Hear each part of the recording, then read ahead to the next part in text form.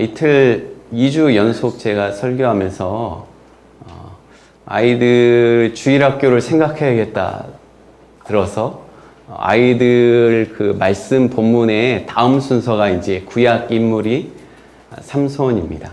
지난번에 기드온에 대해서 말씀을 드렸고 오늘 삼손에 대해서 보려고 합니다.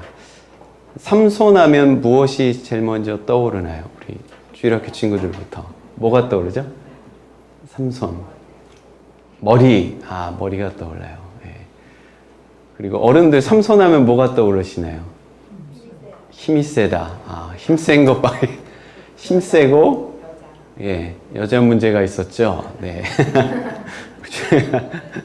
제가 주일학교 친구들 이걸 같이 안 해봐가지고, 네. 갑자기 등장하니까. 어른들 또 문화가 있죠. 또 여자 문제도 있고, 여러 가지가 있습니다. 삼손 하면 많은 게 생각나지만 일반 사람들도 삼손에 대해서 많이 알고 있습니다. 제가 삼손에 대해서 말씀을 준비하면서 보니까 유럽 곳곳에 이 삼손과 관련된 그 그림도 있고 석상도 많이 있더라고요, 의외로. 예, 그것이 뭐 데릴라 그 여자 관련된 것도 있지만 삼손에 대해서 사자랑 싸우는 장면도 있고 여러 가지가 있습니다. 아마 일반적으로 보면 우리나라에서도 이 오페라도 많이 했습니다. 이게 지금 2014년이지만 자료를 보면 2011년도 있습니다. 그래서 오페라 관련돼서도 일반 분들이 삼손에 대해서 참 많이 알고 있습니다. 그리고 또 세계적으로 보면 제가 이게 인터넷에서 제가 찾았기 때문에 유럽 지역에 보면 이렇게 삼손에 관련된 사자를 잡고 있는 것, 입을 딱 잡고 성경에 나온 대로 사자를 찢었노라 라고 나왔는데 입을 찢었다는 얘기는 안 나왔지만 어쨌든 이 장면도 있습니다. 이게 분수대도 있고요. 인터넷을 또 검색해 보면 시장 그 광장에도 이 또 다른 모양이 또 있더라고요. 이거는 그냥 이렇게 동상으로 검은색으로 돼 있지만 컬러로 이렇게 색색으로 해서 삼손에 대한 많은 동상이 있는 것을 보게 됩니다. 그리고 또 유명한 게 있습니다. 삼손과 관련돼서. 또 한 가지 삼손보다 더 유명한 가방. 샘소나이트. 샘소나이트가 삼손의 칼이죠. 여기 뭐 이 회사 홈페이지에 들어가서 나온 거거든요. 성경에 나오는 장사 삼손의 이름처럼 단단한 튼튼한 가방이라는 브랜드 이미지. 샘소나이트 가방이 있습니다. 삼손에 대해서 많이 사람들도 알고 있습니다. 그리고 이야기도 참 많습니다. 아마 성경에 대해서 교회 처음 나오더라도 삼손에 대해서 많이 알고 있습니다. 삼손 하면 마치 그 영웅, 이 사사기 13장부터 쭉 삼손의 이야기를 들으면 되게 신납니다. 영웅의 이야기가 참 많아요. 사람들이. 영화 가운데 많은 영화가 만들어졌지만 영화 가운데 제가 딱 생각나는 것, 물론 예전에 이제 그 고전 영화도 봤지만 최근 그 CBS 영화 중에 삼손에 대해서 딱 나오면 사람이 이제 예전에는 사람을 많이 동원할 수 있잖아요. 에스트라를. 요즘에는 사람이 별로 안 나오더라고요. 근데 삼손이 힘센 것에 대해서 크게 나오지 않고 한 가지 인상적인 게 나왔습니다. 적들하고 막 싸울 때 우물을 하나 두고 막 싸우고 있는 가운데 삼손이 이렇게 딱 폭력을 쓰지 않고 돌을 하나 딱 짚습니다. 적들이 보이게 사람들에게 위협을 하죠. 어떻게? 이 짱돌 있죠. 그 냇가에 있는 짱돌, 이거 웬만하면 안 깨지거든요. 손에 딱 쥐고 이것을 바스러 버리는 장면이 나옵니다. 이것을 보고 사람들이 기겁해서 도망가는 모습이 나와요. 삼손 하면 정말 영웅, 오늘날 필요한 게 바로 영웅 아니겠습니까? 어벤져스라는 영화처럼 뭔가 괴력을 가지고 사람들 구하는 것. 최근 근래 들어 많은 사건을 마주치면서 영웅이 필요하다, 힘센 영웅에 대해서 많이 생각하게 됩니다. 이 삼손이란 이 사사는 지난번에 사사기에 대해서 제가 개괄적인 것을 말씀을 드렸지만 12사사가 있는 중에 마지막 12명의 12번째 사사가 바로 삼손입니다. 삼손이라는 이름의 뜻은 뭐죠? 혹시 들어보셨나요? 태양의 아들이죠. 태양의 아들. 태양의 아들, 태양신. 정말 대단한 이름이죠. 그리고 13장 2절을 통해서 보면 단 지파의 혈통입니다. 단이라는 의미가 사사, 심판자라는 의미거든요. 사사기의 단 지파. 단 지파가 분배받은 땅이 특별히 블레셋 지역, 블레셋이라는 이름이 팔레스틴이라는 의미죠. 그죠? 오늘날도 있죠. 이 블레셋 지역 바로 옆에 위치하고 있습니다. 그렇기 때문에 어느 지파보다 가장 많은 속박을 받은 나라가, 속박을 가장 많이 영향을 받은 지파는 아마 단지파일 겁니다. 이 삼손에 대해서 간략하게 우리 주일학교 친구들이 같이 있기 때문에 간략하게 제가 좀 정리를 해 보았습니다. 한번 볼까요? 삼손은 성경 속으로 꼬고와 이렇게 외치거든요. 우리가 주일학교 할 때.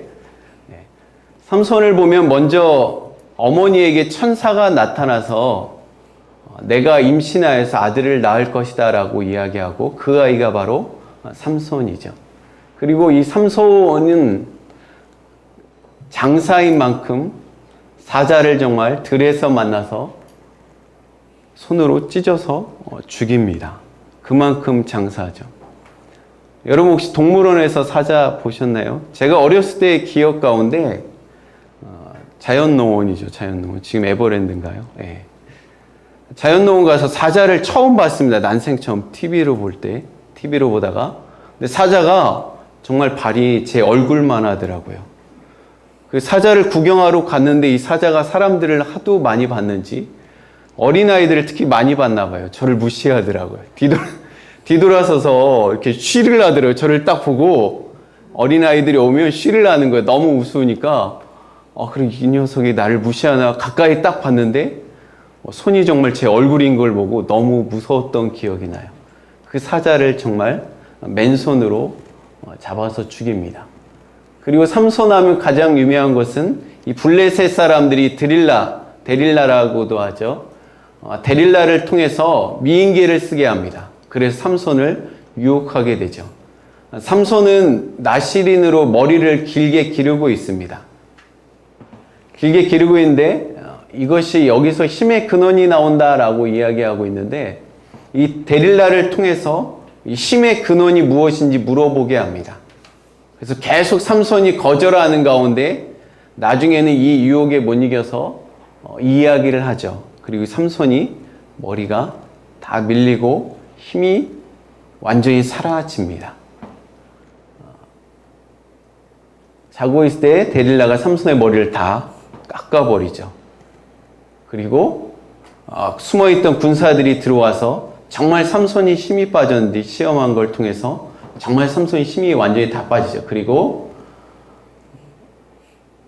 이 삼손이 나중에는 거대한 맷돌을 돌리는 노예가 되게 됩니다. 그리고 마지막으로 그가 이 바알 신상을 찬양하는 그 축제 가운데 정말 그냥 구경거리로 기둥 사이에 세워지죠. 그래서 삼손이 마지막으로 이렇게 기도하죠. 저에게 한 번만 큰 힘을 달라고. 하나님께서 이 기도에 응답해 주시고 특별히 본문 중에 보면 삼손이 눈이 뽑힙니다. 그래서 장님이 돼버리죠. 시각장애인이 되죠. 그리고 마지막에 하나님께서 힘을 주셔서 그가 살아있을 때보다 더 많은 우상 숭배자들을 다 죽이게 됩니다. 이것이 삼손에 대한 전체 일생일대입니다. 그래서 저희가 신학교 때 배울 때 삼손에 대해서 외울 때 삼손이 태어나서 힘을 크게 쓰다가 결혼하고 결혼해서 속아서 힘이 빠졌다가 나중에 힘을 쓰고 죽게 된다. 이것이 삼손의 일생이다라고 우스갯소리를 이야기했던 기억이 납니다. 오늘 본문 말씀을 통해서 저는 세 가지를 말씀을 드리려고 합니다. 첫 번째는 이 삼손이 태어난 때를 이야기하고 싶습니다. 첫 장면에서 본 것처럼 삼손은 하나님께서 천사를 보내주셔서 미리 그 아이가 태어날 것이다 라는 예언을 듣게 됩니다. 삼손과 같이 태어나기 전에 먼저 예언을 들은 사람이 누구일까요? 혹시 주일학교 친구들 아나요? 태어나기 전에 누구? 세례 요한, 또 이삭, 예수님, 요셉, 그리고 또 누가 있을까요? 사무엘도 있습니다. 사무엘, 아들을 낳을 것이다 라는 얘기를 하죠. 네. 삼손 역시 삼손이 특이한 것은 사무엘의 어머니 한나 예를 통해서 있지만은, 삼손이 특이한 것은 그가 태어나기 전에 예언을 통해서 아들이 분명히 날 것이다 라는 것을 많이 예언합니다. 많은 증거를 특별히 보여주고 있거든요. 사무엘의 예를 통해서 보면 고대 사회에서, 우리나라도 그렇잖아요. 아이를 못 낳는 것에 대해서는 분명히 이건 저주입니다. 창세기를 통해서 보면 축복, 많은 자손을 낳는 게 축복이거든요. 저주를 받은 상태나 마찬가지입니다. 불임에 대해서는. 본문 우리가 읽은 사사기 13장 3절에 보면 삼손의 어머니는 본래 임신하지 못했던 여자라고 분명히 이야기하고 있습니다. 그리고 하나님은 이 사실에 대해서 알고 계시다라고 이야기하고 있습니다. 삼손의 가정에 이 불임의 가정에 아이가 태어났다는 것은 커다란 축복일 겁니다. 사사기를 통해서 끊임없이 반복되는 것은 바로 오늘 우리가 읽은 1절 말씀을 먼저 한번 보도록 하겠습니다. 1절 말씀 한번 같이 읽어볼게요. 13장 1절 시작. 이스라엘 자손이 다시 여호와의 목전에서 악을 행하였으므로 여호와께서 그들을 40년 동안 블레셋 사람의 손에 넘겨주시니라. 사사기 통해서 끊임없이 이것이 반복됐다 그랬죠. 특별히 오늘 말씀을 통해서 보면 무려 40년 동안 이스라엘이 블레셋의 지배를 받게 됩니다. 그리고 16장 31절을 통해서 보면 삼손이 20년 동안 이스라엘의 사사로 있음을 보게 됩니다. 40년 동안 이들이 지배받았다. 그야말로 완전히 지배에 당한 상황이죠. 우리나라처럼 모르겠어요. 성경엔 기록되진 않았지만 블레셋 말을 사용할 수도 있을 것이고 그들의 문화가 완전히 포기한 상황으로 갔을 것입니다. 우리는 도저히 해방할 수 없다라고 이야기했을 것입니다. 삼손 가정을 통해서 나타나는 것은 이런 핍박의 상황에서 완전히 자포자기한 상황, 어둠의 상황 가운데서 마치 한 줄기 빛처럼 주의 사자가 한 여인에게 나타납니다. 저는 이 삼손 가정을 통해서 신학자들이 비교하는 것은 예수 그리스도의 시대죠. 로마의 지배를 받고 그야말로 희망이 없고 종교 지도자들은 다 타락한 가운데 완전히 어둠이 짙어진 가운데 예수 그리스도가 보내지십니다. 한 줄기 빛으로. 마노아 이스라엘의 가정, 이스라엘이 마치 아무 희망이 없고 끊어진 것, 이 가정의 모습을 삼손의 가정을 통해서 마치 불임하지 못하는 저주받은 가정 가운데 하나님께서 한 줄기 빛으로 삼손을, 자녀를 허락하신다는 것입니다. 어둠의 상황, 정말 인간의 모든 노력이 끊어진 상황 가운데 하나님께서 한 줄기 빛인 소망인 삼손을 보내주셨다는 것입니다. 우리가 이 본문 말씀을 통해서 성경에 끊임없이 이것이 반복되거든요. 늘 아는 말씀이죠. 정말 인간의 노력이 완전히 끊어진 가운데 하나님께서 일하심을 다시 한번 보여주고 있습니다. 고난 가운데, 절망 가운데 우리가 포기하지 않아야 될 것은 하나님께서 이 마노아 가정의 불임이라는 사실, 사람들이 저주받았다 분명히 손가락질했을 것이고 본인 역시 내가 저주받은 여자야라고 이야기하는 가운데 하나님은 그것을 기여하고 계셨다는 것입니다. 마치 하나님을 완전히 배반하고 40년 동안 그 문화에 완전히 젖어 있는 이스라엘 가정에, 이스라엘에 하나님께서 그 모든 것을 기억하시고 포기하지 않으시고 그들에게 삼손, 사사를 보내주셨다는 것입니다. 절망 가운데도 우리가 끝까지 신앙을 붙들어야 될 이유가 바로 여기에 있죠. 저는 이 절망 가운데 있을 때마다 어느 설교를 통해서 한경직 목사님에 대한 설교를 들은 기억이 나거든요. 그것이 늘 생각납니다. 한경직 목사님께서 노년에는 남한산성에 가 계셨죠. 그죠? 저는 뭐 자세히 알지 못합니다. 이름만 많이 들었고 책도 몇 번 보았지만 노년에 그 치매도 있으셨죠. 치매에 있기 전에 많은 신학생들이 찾아왔고 많은 목회자들이 찾아왔죠. 성자라고 많이 칭송하고 가장 정말 목회자라고 많이 칭송하는 가운데 고난에 대해서 어떤 목회자가 물어봤다고 합니다. 정말 어려울 때 목사님 어떻게 하시겠습니까? 정말 한국교회 가장 큰 곳에 있으셨는데 왜 이런 곳에 있으십니까? 많은 고난인데 목사님들이 치매도 찾아오시는 건데 그 가운데 어떻게 해야 됩니까? 라는 얘기에 한경직 목사님이 이런 얘기를 하셨다 그러죠. 짧게 이렇게 이야기하셨답니다. 침묵, 정진, 무릎으로 정진하라. 침묵하며 무릎으로 정진해라.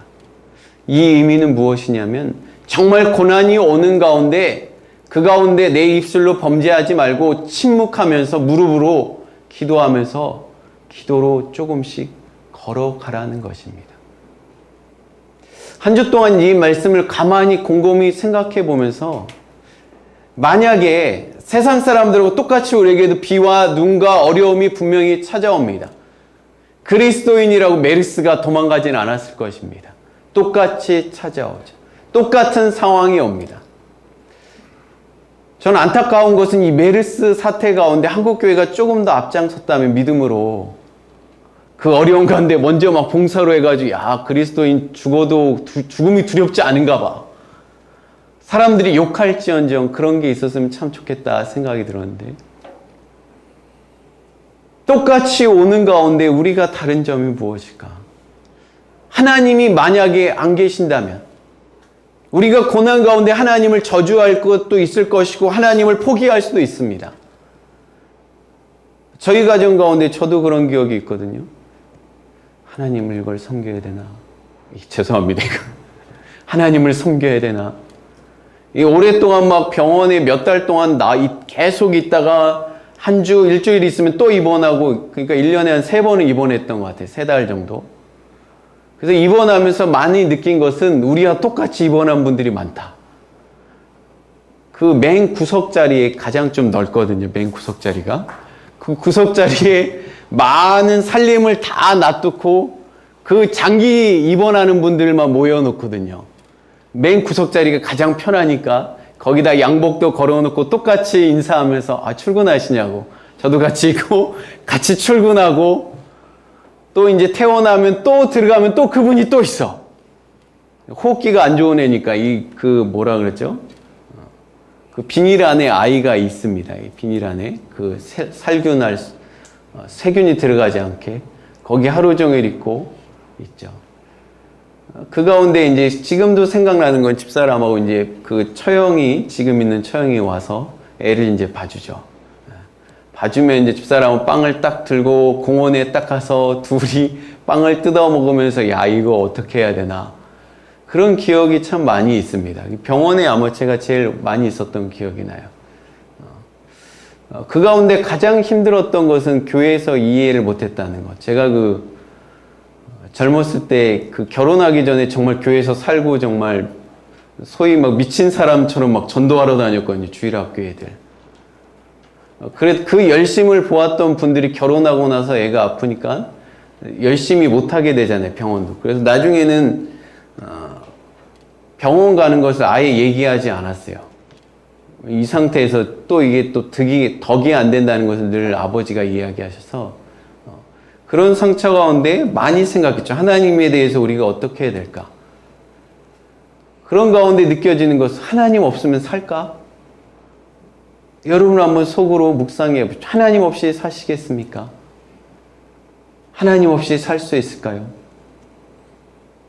제가 이 병원에 오래 있으면서 느낀 건 그거 한 가지입니다. 하나님이 그래도 계시니까 뭔가 희망이 있다라는 거. 이게 좀 덕이 안 되고 시험거리가 될 수 있지는 모르겠지만, 간증을 한다면 하나님이 계시니까 뭔가 하나님께라도 욕할 수도 있고 화낼 수도 있고, 누군가에는 화낼 수가 있어요. 누굴 잡고 제가 화내겠습니까? 뭐 집사람하고 싸울 수도 없고 아이 잡고 할 수도 없고, 누군가에게 호소할 수가 있다라는 거. 제가 사람들이 보면 좀 정신 나간 사람 보일 수도 있겠죠. 병원에 이제 아이 딱 놔두고 밖에 나가서 혼자 막 중얼중얼 거리고 있죠. 그 사람들이 밖에 젊은 놈이 정신 나간 놈 아니야. 혼자 막 뭐 얘기하고 있죠. 하늘을 향해서. 그 가운데 다시 신앙에 대해서 돌아봤던 기억이 납니다. 어둠이 가득할수록 우리가 할 수 있는 것, 세상으로 나갈까요? 해결되지 않을 거예요. 그래서 생각나면 한경직 목사님이 침묵, 무릎으로 전진. 침묵하며 무릎으로 전진하는 가운데 하나님께서 웃을 날도 허락해 주시고, 감사한 건 올해는 병원에 한 번밖에 안 갔고 한 2주 정도 입원했던 기억이 납니다. 일주일 했나요? 매년마다 그게 저희 가정의 행사였거든요. 그래서 늘 싸놨습니다. 병원 갈 때. 근데 감사한 일 있죠. 이제는 아이랑 같이 웃을 날도 있고, 하나님께 감사 기도할 수 있는 날도 있고, 그걸 보면서 하나님이 이제는 계셔야 돼. 하나님 없으면 못 살아 이제.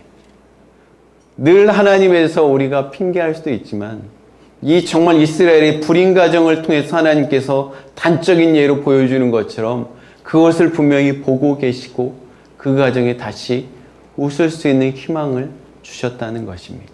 삼손의 태어남으로 말미암아 얼마나 웃었겠습니까? 저주받는 가정이 아마 떵떵거리면서 내가 아들을 낳았다고 이야기했을 것입니다. 고난이 올 때 우리의 대처, 하나님 앞에 그때는 사람에게 이야기하는 것이 아니라 오히려 침묵하며 하나님께 더 깊이, 그것이 좋습니다. 하나님 앞에 욕할 수도 있잖아요. 그렇죠? 물론 사람들이 있는데 거기서 욕하지 말고, 이제 어느 집사님 사람들 앞에서 하나님 욕해가지고 목사님한테 혼낸 기억도 있는데, 그때 우리가 해야 될 자세에 대해서 다시 돌아보아야 될 것입니다. 두 번째는요, 이 임신한 자녀 임신에 대해서 선포하면서 하나님께서 놀랍게도 4절 말씀에 보니까, 4절 말씀 한번 우리 주일학교 친구들 한번 4절 읽어주실래요? 13장 4절 한번 읽어주세요. 시작. 같이 시작. 그러므로 너희는 포도주와 독주를 마시지 말며 어떠한 부정한 것도 먹지 말지니라. 아멘. 이게 좀 엉뚱하지 않나요? 이제 임신을 앞둔, 임신했어, 너 아들을 낳을 거야. 근데 그 다음 이야기하는 것은, 너 축복받은 자야가 아니라 너 술 마시지 마. 너 이제 부정한 거 먹지 마. 아들을 낳을 거니까 포도주나 독주를 마시지 마라는 이야기를 합니다. 놀라운 축복의 소식이 임신을 이야기하고 엉뚱한 듯 보이죠. 일반 상식선에서 당연히 임신한 분이 술이나 담배를 하면 안 되죠. 그렇죠? 부정한 것을 먹으면 안 됩니다. 이것은 당시 배경 상황을 통해서 이야기한다면, 바알과 아세라를 섬기는 가운데 수많은 사람들이 성적인 행위뿐만 아니라 술과 독주를 마심을 통해서 소위 몽롱한 상태에서 그들이 신을 섬긴 것을 보게 됩니다. 따라서 종합하여서 이야기한다면, 이스라엘을 구원할 삼손을 잉태한 부모로서 이제는 우상을 떠나고 구별된 삶을 살아갈 것을 이야기하고 있습니다.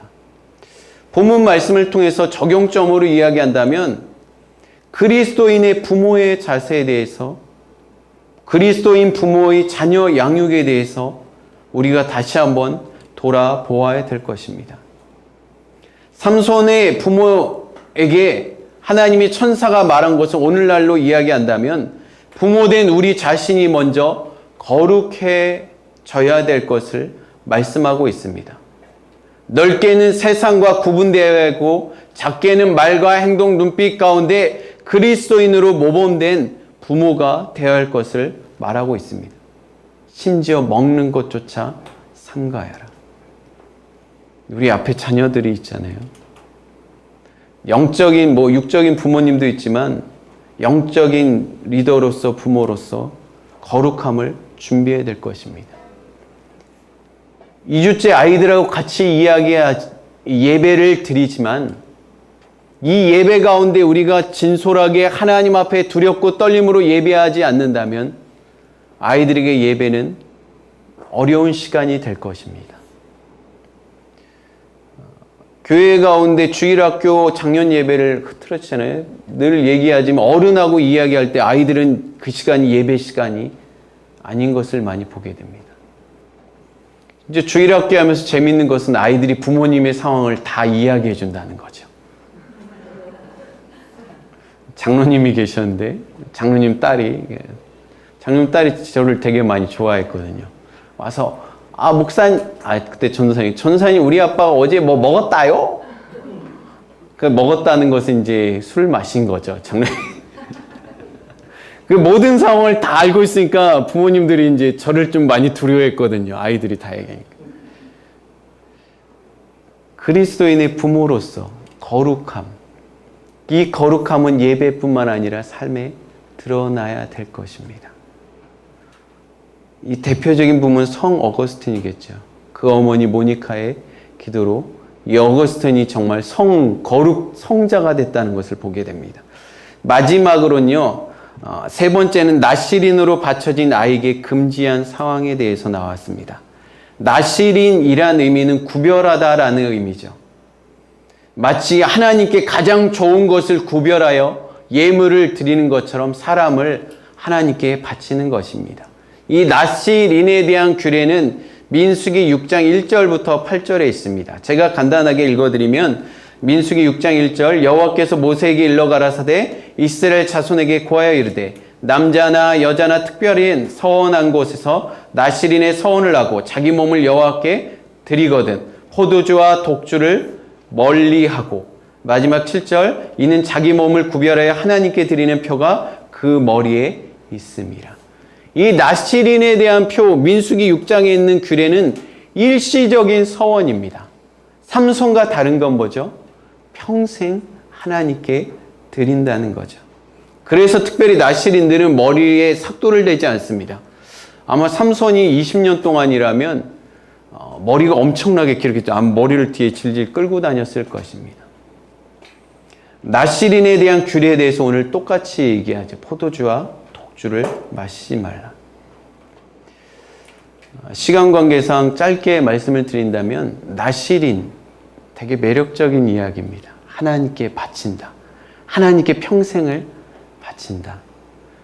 제 기억에 선교사님들이 이것을 많이 하셨거든요. 말씀을 막 전하고 선교사에게서 막 그 필리핀에 있던 선교사님인가요? 오셔가지고 총신에 와서 막 설교를 하고 우리 교회, 제가 섬기던 교회도 오셨습니다. 와가지고 막 1장 1절 연설을 다 한 다음에 여러분 가운데 저와 함께 이 선교지에 가실 분들 손 드세요. 예전에 막 일어났거든요. 근데 별로 안 일어났어요. 왜냐하면 선교사님이 이 보찜을 치고 산지족을 찾아다니거든요. 죽을 고비를 몇 번 넘기거든요. 그 얘기를 다 하고 나니까 예전에 일어났는데 요즘에 안 일어나요. 가장 두려웠던 게 뭔지 압니까? 친구들 중에 우스갯소리로 신학생들이 나는 안 지목했으면 좋겠어. 그리고 선교사님 끝나고 뭘 하죠? 이 찬양을 꼭 하죠. 주님 내가 여기 있으니 나를 써달라고. 그 우스갯소리 신학생들이 주님 너가 여기 있으니 하면서 그 찬양을 부르지 않죠. 6, 70년대 저 때도 그랬던 것 같아요. 7, 80년대 선교사님들이 와서 이 귀한 사역에 같이 바칠 사람 없는 수많은 청년들이 아무 생각 없이 지금 생각하면 물론 은혜로 섬긴 자도 있지만 아무 생각 없이 목회자가 된 사람도 참 많습니다. 아마 그것 때문에 많은 교회 문제도 있을 거라고 생각됩니다. 하나님께 바친다. 정말 매력적인 거죠. 여기 부모님들이 계시지만 만약에 여기서 하경이를 하나님께 바친다 한다면 드릴까요? 바친다는 것 정말 매력적이지만 드리는 것은 참으로 어렵습니다. 아마 시간이 점점 지날수록 하나님께 내 자녀를 바친다. 아니면 내 딸을 목회자에게 바친다. 교육자들 결혼하기 제일 어렵잖아요. 그죠? 전사님들 결혼하기 되게 어렵습니다. 목회자들에게, 장로님도 잘 안 바칩니다. 하나님께 바친다는 것 정말 두려워합니다. 마지막으로 이 부분에서 정리한다면 하나님께 바쳐진 자. 우리가 분명히 알아야 될 것은 우리는 다 하나님께 바쳐진 나실인이라는 사실입니다. 그리스도인 나실인이죠. 나실인, 이제는 내 뜻대로 하는 것이 아니라 내 몸조차 건강조차 심지어 머리조차 먹는 것조차 내 뜻대로 하는 것이 아니라 하나님 말씀대로, 율법대로, 규례대로 살아가는 자. 그 자가 바로 나실인, 그리스도인입니다. 우리는 예수 그리스도, 하나님을 주님이라고 고백합니다.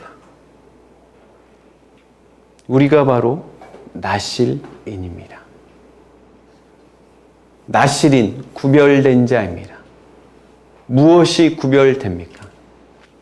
그리스도인 세상과 무엇이 구별됩니까? 이 구별은 배타적으로 우리는 하나님의 자녀고 너희는 지옥에 갈 자냐, 유대인의 사고처럼 이야기하는 흑백 논리가 아니라 배타적인 의미가 아니라 긍정적인 것. 하나님에 대해서 분명한 아이덴티, 분명한 아이디를 가지고 있는 자, 정체성을 가지고 있는 자입니다. 과거 그리스도인 하면 뭔가 달랐습니다. 목사하면 뭔가 달랐습니다. 지금 그리스도인 하면, 목사하면 숨길지도 모릅니다. 저조차 그럴 때도 많습니다. 전사님들하고 이 아이스크림 먹으러 막 가면 목사님 부르면 왠가 막 어색해져요. 사람들이 막 그 회사 사람 나오는 거. 분명한 구별. 초대교인, 우리가 사도행전에 늘 나오죠. 세상 사람들이 칭송하고 두려워하였다. 정리한다면 우리가 바로 나실인입니다. 구별된 자입니다. 이 나실인으로, 그리스도인으로 무엇이 정말 다른가? 내가 한 주 동안 지내면서 이 물음에 내가 진솔하게 대답할 수 있는, 하나님께 내가 그렇게 살아가기를 고백하는 우리 모두가 되기를 주님의 이름으로 축복합니다. 우리 같이 잠시 기도하도록 하겠습니다. 결단의 기도하도록 하겠습니다. 하나님, 우리가 이 말씀을 듣고 다시 한번 돌아보며 나실인으로 준비되는